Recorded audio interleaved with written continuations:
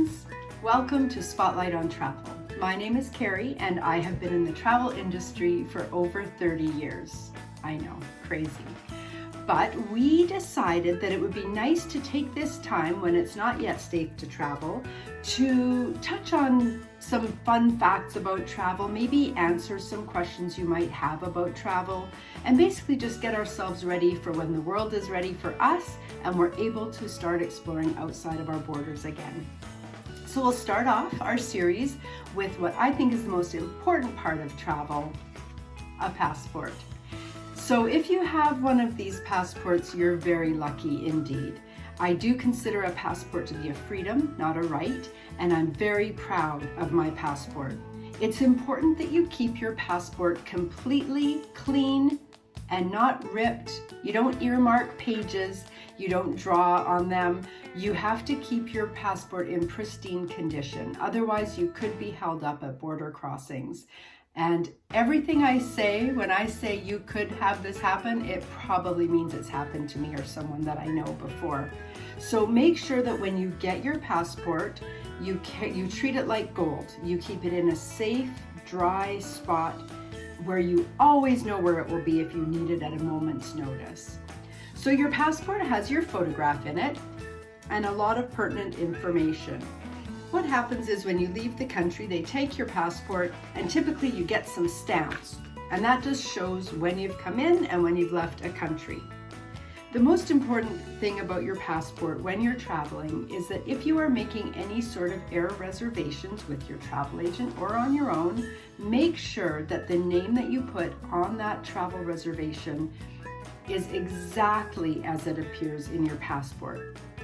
Now you would think that would just make sense, but let me tell you, sometimes you don't realize, especially if you don't use your passport all the time, you might not realize that maybe your middle name isn't in your passport, or maybe it is. Or maybe your middle name is Anne and in your passport they misspelled it with an E. And if you spell it with no E and try to make a reservation, you're going to get held up at the border and you could be denied entry. Borders require that your name is exactly as it appears on your passport. So do yourself a favor, and whenever you're making a booking, make sure that you're either reading off the name exactly as it appears or typing it exactly as it appears into the system. That's the most important thing. I have seen people turned away for spelling errors it was so obvious that the name was the same name, but they made a spelling error when issuing the ticket, and so they were not allowed in the country. It does happen. Or you could just be told, sorry, we're gonna have to reissue this ticket, and the value of your original ticket is worth zero, and you have to buy a whole new flight. So let me tell you, those are horrible situations. So when you're talking to your agent, I know I like to ask clients if I can see the picture page of their passport so that I can make sure that I'm spelling it the proper way. The other important thing that's on here, of course, is your date of birth. And again, that is something that cannot be wrong. So if you're making reservations for a family and say you don't remember your cousin's date of birth, by all means, find out the correct date of birth prior to making any reservations. That has to be correct. And another really important thing that a lot of people don't realize is the expiry date. Now, a lot of times I will say to people, hey, what's the expiry date on your passport? And I can tell they're guessing because they'll say, oh, 2025? That's not good enough. We need to know what your expiry date is for one major reason, and that is that some countries need your passport to be valid for 6 months past your departure date out of that country. So let's say, for example, I'm going to make up a country. I'm going to say Mexico's rule might be passport needs to be valid 6 months prior to departure.